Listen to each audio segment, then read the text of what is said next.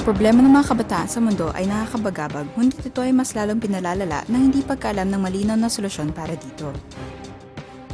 Ano kaya mangyayari sa kinabukasan ng mga tao kung mga kabataan na siyang bayani ng ating kinabukasan ay mapapabayaan lang ng ganito? Ang sagot sa problema na siyang sumasaka sa mga kabataan ay natalo nang sila ay lumapit kay Pastor Oksu Park na bihasa sa problema ng mga kabataan at mind lecture.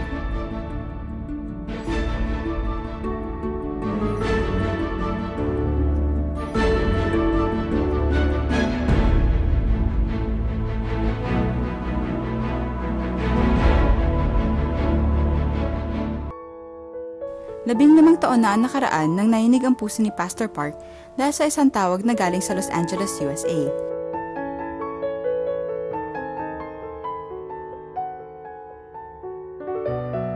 Binalikan muli ni Pastor Park ang kanyang nakaraan nang matanggap niya ang apela ng isang ina na iligtas ang kanyang anak sa pagiging adik sa drugs.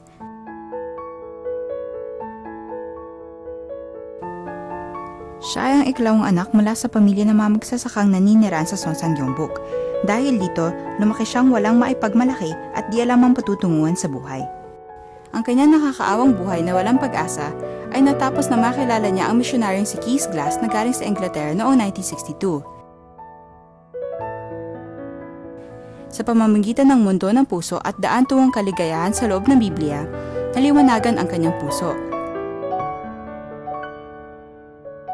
Sa loob ng pananampalataya ni Pastor Park, nagbago ang batang ito.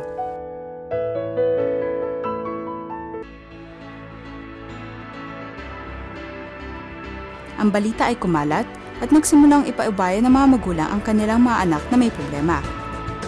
Sa huli, ito ay nagbunga. Sa wakas, nagkaisa ang puso ng mga taong nagnanais gabayin ang mga kabataan at naitayo ang Global Youth Organization na IYF o International Youth Fellowship noong 2001. Dala ang motto na Change, Challenge, Cohesion. Ang IYF ay nag-focus sa paghubog ng mga leader ng kinabukasan, kaya sinimulan ng mga programa gaya ng Overseas Volunteer Program, Alternative Schools, Youth Camps, English Camps at iba pa.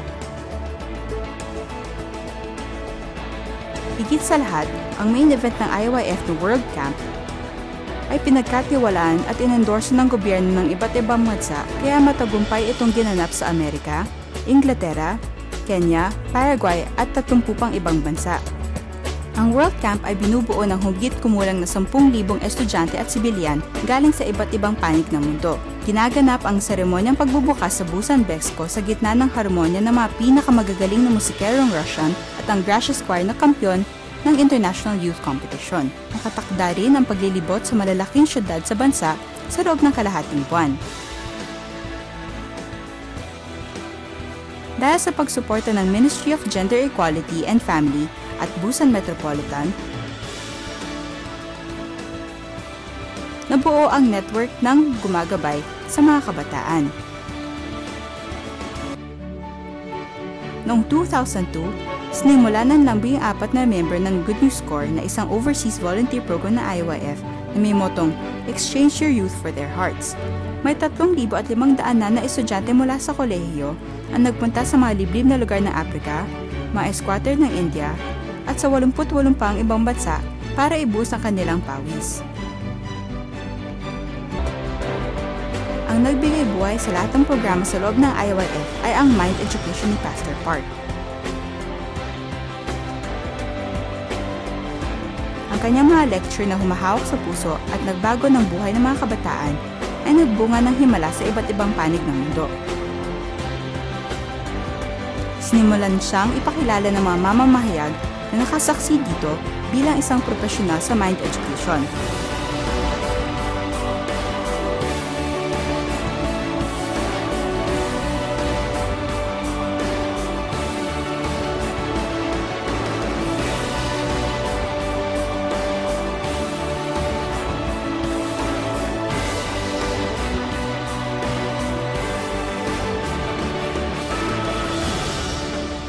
Ang mga gobyerno ng iba't ibang bansa ay nag-unahang mag-imbita kay Pastor Park dahil sa kanyang mind education at sa paglago ng IYF.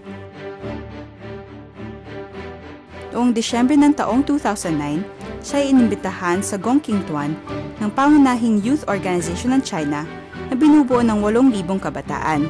Ang balita niya ay napalabas sa pambansang tiyanan ng China na CCTV. Siya ay naglathala sa unang pagkakataon ng libro tungkol sa mind education na pinamagatang Sino ang Gumagabay sa Iyo?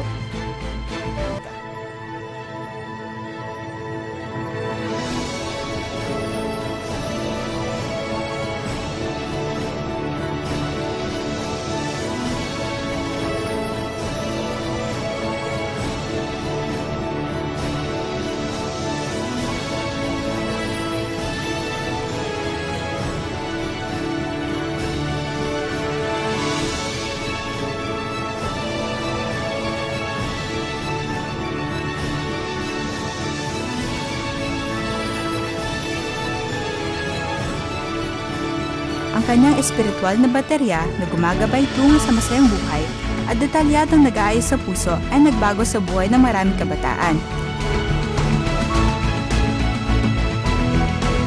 Si Pastor Oksu Park ay patuloy na magiging kaagapay at gurong mga kabataan sa mundong ito na nasasaktan ng puso dahil sa hindi pagkaalam sa mundo ng puso.